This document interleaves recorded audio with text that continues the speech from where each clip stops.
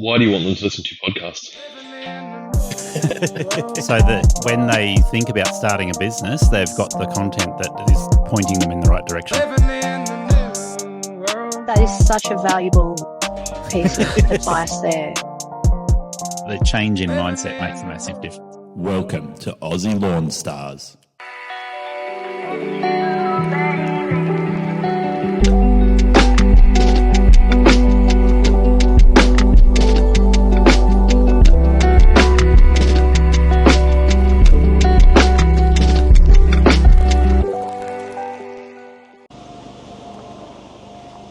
This is a wedding venue out at Griffith. And, Ben's just running around the background there on his fast track. And we can see the place looks absolutely spectacular. Just waiting while Ben does a bit of mowing and then we're going to have a bit of a chat. Then I'm going to head down to find Remy and talk to Remy tomorrow. This is typical of places in Griffith. The grass is green all year round. Ben mows weekly all year round. Keep them tidy. And he uses a Catch Pro.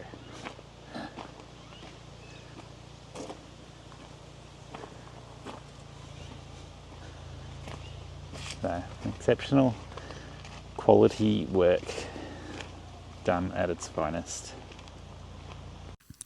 Efficiency is the thing that rules a business and the decisions you make as a small business owner.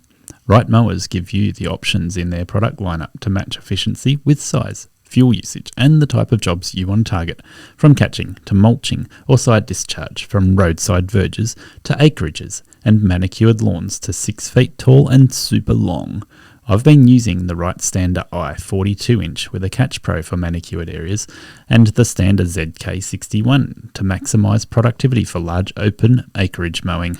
If you need to replace your push mower, try the 32-inch Stander B. If you have more open access to residential properties, there's a 42 through 48-inch option that suits you. And if you want to enter the acreage market, the 52, 61 and 72-inch machines have choices in engine size and model type to suit the work you want it to do. Right Standards go the distance, saving you time and money, season after season. So Ben, we've met up in Griffith. Yep. I've had a bit of a drive yesterday. Eventful drive. Yeah, and a bit of a rock thrown at the windscreen. Other than that, it was a pretty good drive. Don't mind driving through the country. Down Dungeon Road. I opted to keep on going instead of turning down there. It was like, oh, it looks interesting, but dark. Yeah, that's right. That's right, like your But joint. just after Dungeon Road, and rock on the windscreen, so it was a bit pain in the butt. Not ideal. But yeah, no, thanks for coming down, Gary. It's nice time of year in Griffith at the moment. The leaves are starting to fall and the days are definitely getting shorter and cooler. Yeah, I'm in short sleeves at the moment, but a moment ago I had my jumper on. Yeah, definitely. So Had my good old bad workwear rain defender. there you go. There you go, Ben and BJ. Subtle plug.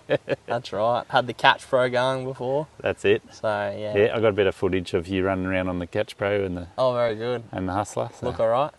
Oh yeah, apart from the cloud of dust coming out. I know, pretty bad, eh? But it's all the leaves, isn't it? Yeah, and the high lift blades don't help at all. Yeah. Yeah, well they do a good job. Oh, they do, that's right, Too good. Yeah, it's like a half-half whether we should run them or not, but yeah, they do suck pretty good, so. So the main reason I wanted to come out to Griffith is because when we did your interview going back, must be 6 months ago now. Yeah, probably, yep. I was amazed that there's somebody else in Australia that thinks like me. Yeah, in what way? Weekly mowing. Oh, yes, that's right, yep. So For the most part, yeah. Yeah, and I'm the same. I don't always do weekly mowing. Yeah. But it just makes so much sense. If you own your own lawn, do you go, oh, I'll let it go a little bit longer and save some money, or do you just go out there and keep it tidy? Yeah, definitely, yep. I know 100%. everyone's different. Yeah, but most people who want to keep it neat, they're, definitely not really mowing fortnightly. If you mowed fortnightly out here, it'd be a foot tall and look terrible, so. It'd be kind of like being in Queensland with all the rain they've had at the moment. Well, that's right, yep. Only it's nicer here than in Queensland. Yeah, exactly. But, I've always been a fan of weekly mowing, and the more I've played with robotic mowers, the more Yeah. I lean towards going, well, cut it as frequently as you possibly can and you get better lawn. Yeah, definitely, for sure. So Yep. when you're mowing yourself, weekly seems to be that sweet point where you're getting good value. Yep. Yeah, And 100%. I know with contractors, the majority are going to be fortnightly mowing, but I just don't understand that for the most part. It's like, okay, if your customer wants value for money, their Yep. best value is where the lawn's going to be healthy and mowed frequently, and that weekly cut point is where it seems to be really good value Yeah. from my perspective. Definitely. No, It seems to work for you. Yeah, I agree, 100%. Yep.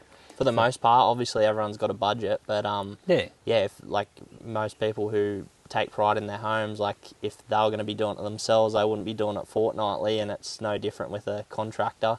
Yeah. Also can bring their cost down a little bit. Like you'd have to charge double or triple to mow fortnightly, to not double or triple, but you know what I mean. It's Yeah, but a lot depends- harder on the gear. Depends where you are, of Yeah, course. And yeah, I think definitely. in some parts of Australia, you can see they push it out to fortnightly in a few different ways. So Yeah. it's either cut it a little bit taller, Yeah. or apply a growth regulator, or you sit there and go, okay, we're going to charge, Yep. because instead of a half-hour cut, it might be a 45-minute cut, so we're going to charge Yeah. accordingly. Yeah, definitely, 100%. But yeah, I've had so many customers that were willing to pay for fortnightly cuts, not willing to pay for weekly cuts. Yep. And try and explain to them, your lawn is at a massive risk. For some customers, not the same for everyone, Yeah, definitely. but in one in particular I'm talking about, Yeah. it was literally a foot tall at a fortnight, Yeah, wouldn't doubt it. Yep. and sometimes taller. And I Yep. said to him, I said, you are at such a great risk of having army grubs and other insects decimate your lawn. 100%. But even if they don't, as the growth period slows down, because it's invested so much energy in that vertical growth, Yep. it's not getting good horizontal growth. So once you cut it down, it's really thin and patchy, and it's Also exposed to weeds because you get Yep. no lateral growth and thickness. Yeah, for sure. yeah.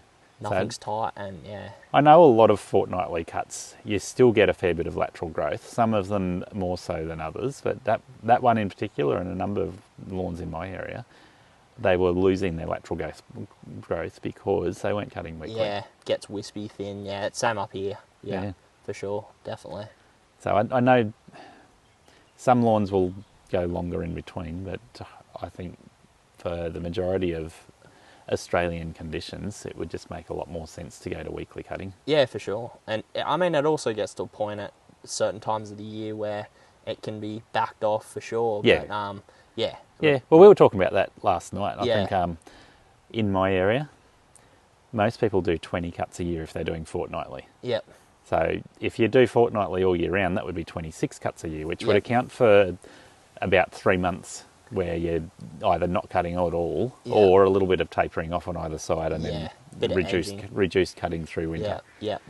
So if you apply that same principle but you go to weekly cutting, you're not going to go to 52 weeks, although it sounds like you've got the odd customer here and there that does want Yeah. weekly cutting all year round. Yep. Yeah, this property we're at the moment, this is a wedding venue called The Shed in Ugali, just out of Griffith. And yeah, normally as well, though, part of that reason isn't necessarily the grass, but as Gary's seen here, the deciduous trees and how many there are, it just almost becomes a little bit like America, and you're collecting more catches worth of leaves than you are lawns in winter. But yeah, quite a few of my big clients there, 52 weeks of the year mowing. Yep, keeps it looking pretty good. I think those deciduous leaves, the difference between here and America is that regardless of how many leaves they collect, their lawn dies through winter. Yeah, definitely. Yours yeah. is staying green. Yeah, 100%. Yeah, not as green, but yeah, definitely. Yeah. Yeah, it still looks nice and healthy and yeah, neat. Yeah, and in my area, it stays green through winter. Some brown off a bit. Some of the buffalo turns purple. Yep.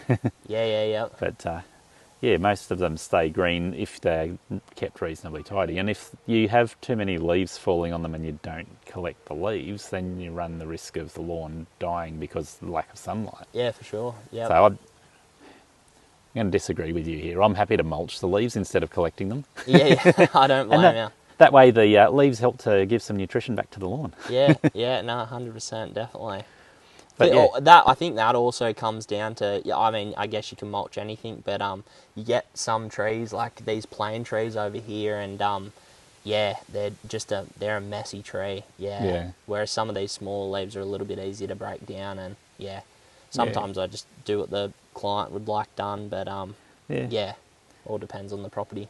I think when the client's paying, you've got to do what they want to a degree, but you've also got to an extent, make sure that what you're doing is in line with what's good for their lawns and gardens, because if you do 100%. What they want but they don't understand what's good for it, then they're going to be unhappy and realise that what they thought they want isn't actually what they want. Yeah, that's right. And with all this catching as well, it's all take, and you can't just keep taking and not expect to replenish it with something. Yeah, we were having a bit of a chat about chemical fertilisers versus manure and compost, which the chemical fertilisers add the three main elements you need, whereas your manures and composts tend to add a bit better soil profile over time. Yeah, bulk it up, organic matter, which is important. Yeah.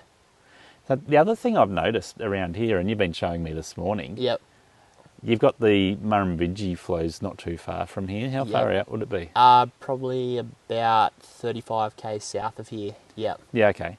But there are irrigation channels all through this area that come from the Murrumbidgee. So I was driving through town on the way in yesterday and I saw missing in action everywhere, and I'm like, missing in action? Ben tells me it stands for the Murrumbidgee irrigation area. So we have a network of channels and canals that feed off the Murrumbidgee and then branch off from there, and everything down here, it'd be almost not a desert, but it would be a desert down here if we didn't have that. So so I think that's pretty important to look at. And most of the east coast, you don't need to worry about irrigation for 90% of the time. You deal with winter not having any growth, and you deal with the odd dry spell here and there. But when you get to those dry spells, if they last typically less than a month, it's just a little bit frustrating, and then you're back to green lawn again. Yeah, that's right. But Australia is Australia, and our weather patterns mean that we get floods and we get droughts. And so even up the east coast, you still get periods where you might have even over a year. I've seen a couple of years in a row where it was just brown non-stop on the coast.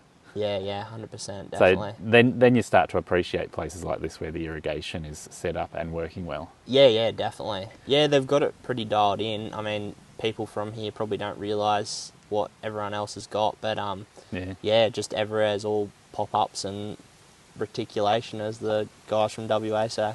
Reticulation. They can go back to WA. Sorry, Ben. Sorry, Luke and everyone else. Too bad. Right. Exactly. So, anyway. But it's been great visiting you. Yeah, good trip, something different, and at least you got to see what it's like out here. And now I'm heading down into Victoria, into the farmland areas of Victoria. Going to stop in through Bendigo and Ballarat and meet up with Remy Willems. Yeah, that's pretty exciting. Yeah. You'll cross over the Bidgie when you're on your way down. Yeah. Oh, hopefully I'll get over it and don't get stuck in it. Yeah. That's right, exactly. Cool. Oh, thanks, Ben. It's been good to meet you face to face. Yeah, no, you too, Gary. Good to see you. Cool. Are you thinking of leaving your job to start a profitable and enjoyable lawn and garden business?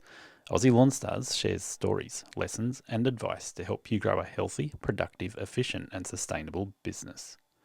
Got questions or want more information?